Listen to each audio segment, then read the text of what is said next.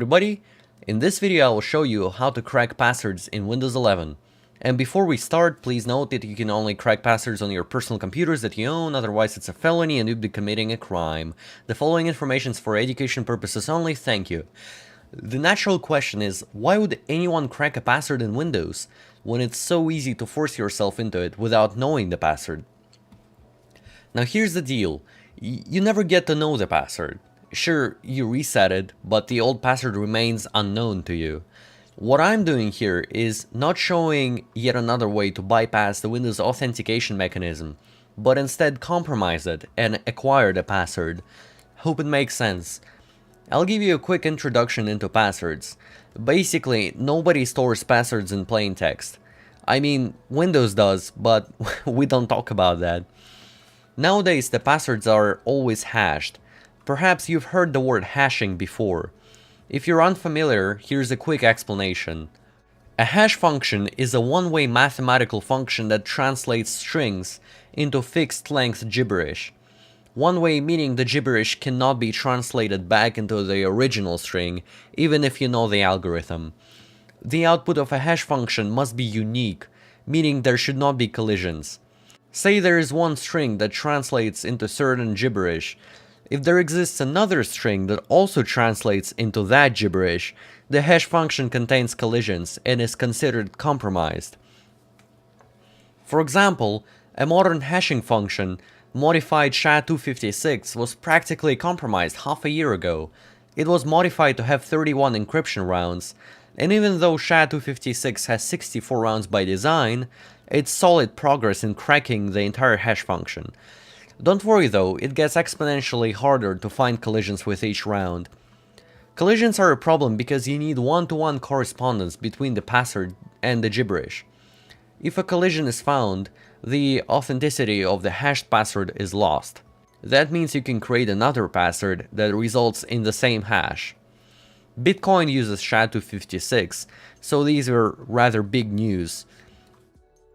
Anyway, your password is converted into gibberish, and since it's a one-way function, the hash is calculated every time you log into the system. That ensures your password is kept safe from the attackers, even in the event of a breach. However, that's not enough. The computation and storage powers grew significantly over the past 20 years, which allowed attackers to consolidate and pre-compute hashes to store alongside the plaintext passwords. Hash databases exist, and they're used in dictionary and rainbow table attacks. Both attacks are using pre-computed lookup tables to quickly crack the passwords by just looking up the hash in the database. In turn, this can be prevented by salting the hash. That means adding random strings into passwords before hashing them. The string called salt must be random for each user, otherwise targeted lookup tables, aka hash databases, can be generated specifically for your system. This is a common mistake in cybersecurity, and you can avoid it now. A grave mistake would be to not use salt at all, which would allow attackers to use huge pre-computed hash databases for a certain hash function your system uses. Guess what Microsoft did? In short, your local Windows password is stored as an unsalted MD4 hash. The MD4 function was published in October of 1990. The first full collision attack against MD4 was published in 1995. And Windows 11 was released on October 5th, 2021. This begs the question, what the f*** Microsoft? I mean, sure, MD4 may be used in this case, it's not a sensitive system, but the hash is unsalted. Somebody ignored the basics of cybersecurity. That means we can freely use pre-computed MD4 hash databases to crack the password at no cost. The MD4 being compromised also means there is almost certainly a collision for your password, meaning there could be a second or even a third password to your Windows account you're not even aware of. This sucks. The hashing algorithm has not been updated since 1990s. Have some respect, at least use MD5 or MD6 if you're feeling quirky. Or even better, just use modern alternatives like bcrypt. Run 12 rounds of that puppy and you're good to go. Nobody at Microsoft cares though. So let's dive into this. If you haven't seen my previous video where I showed Microsoft storing your Windows security questions in plain text, I suggest you giving it a watch. Windows hashes are terrible. However, Microsoft encrypt them using AES in newer Windows versions. Older versions use an elaborate algorithm utilizing MD5 and RC4. Nothing I mentioned above, however, makes it any more secure, because the decryption key is also stored locally and available after a little bit of a headache. I'll target newer versions first, including the latest release of Windows 11.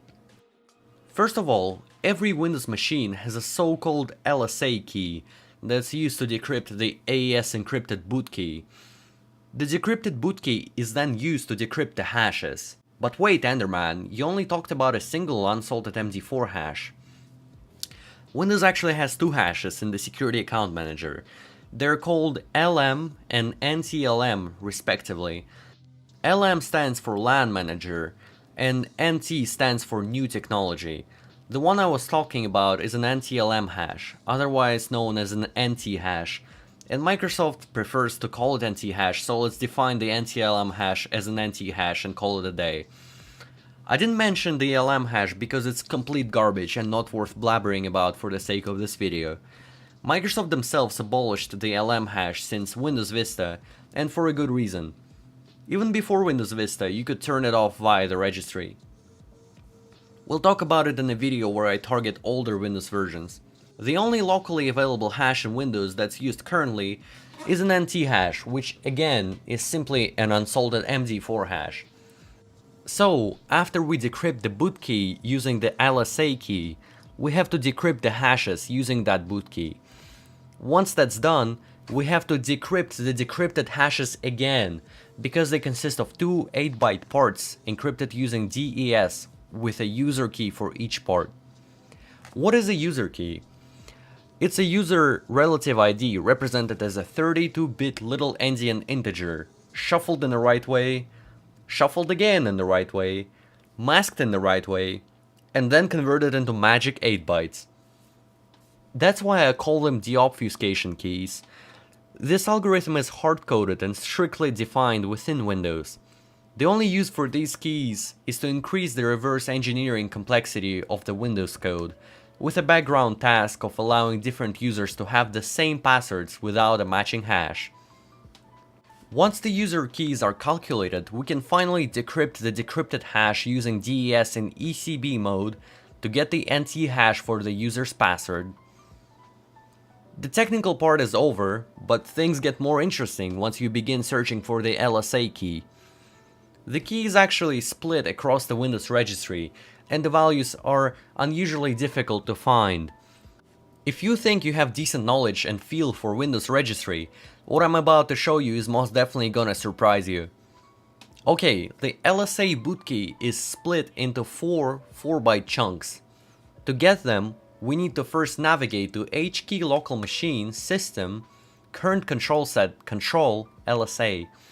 We are interested in 4 subkeys, namely JD, SKU1, GBG, and data. These subkeys contain values stored in a binary format, and they look like exactly what we need. Since we're trying to restore an LSA key, we just need to concatenate the bytes. Those look like bytes, right? Actually, this isn't what we're looking for, and I'll tell you what, these values are likely a red herring. Because the LSA key chunks are stored directly in the subkeys. But the registry keys are like folders, how can you store data directly in them besides naming them something? Well, actually, did you know registry keys have class names attached to them, and you can store data in the class names? I was flabbergasted. There is no way to view that anywhere in the registry editor. There is no such functionality in that official Microsoft tool. It's never shown in the registry export. There is no syntax for that in the reg file. Actually, there is a way. I lied to you. Remember this? The print option within the registry editor. Why would anyone use that? Nobody wants to print a registry tree. This is useless. Let's go ahead and print out the JD key. I'll print it as a PDF file.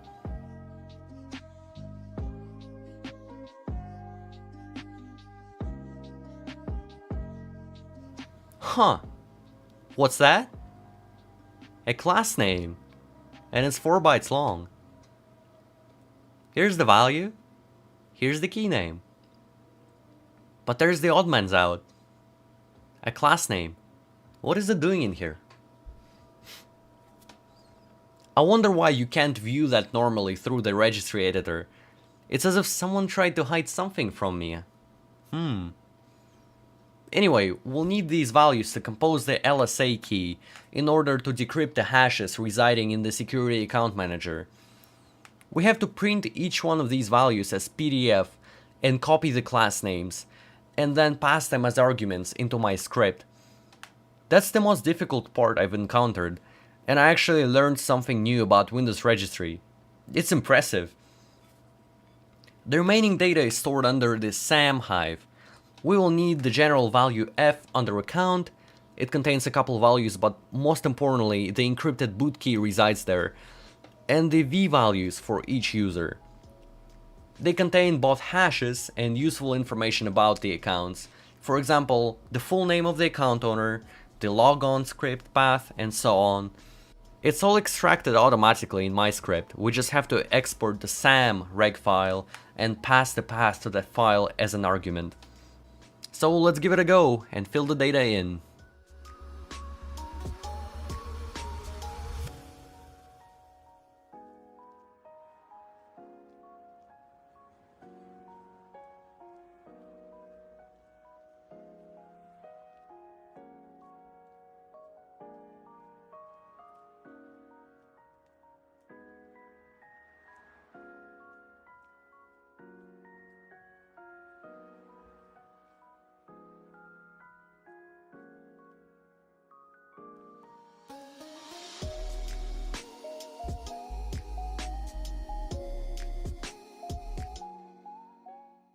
Beautiful. Run the script. There is no LM hash, but there is a decrypted NT hash. That's exactly what we need to crack the password. As I mentioned before, it's a simple unsalted MD4 hash, so we can run it against a hash database. I'll use CrackStation.net to look up the password via the hash. That's just an example, and it wouldn't have been possible had Microsoft salted the passwords before hashing them.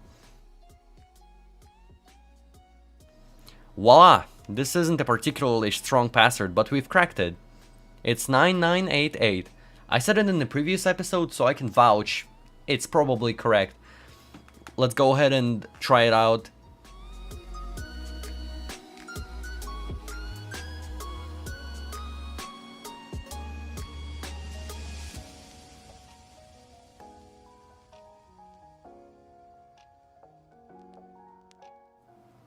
It works.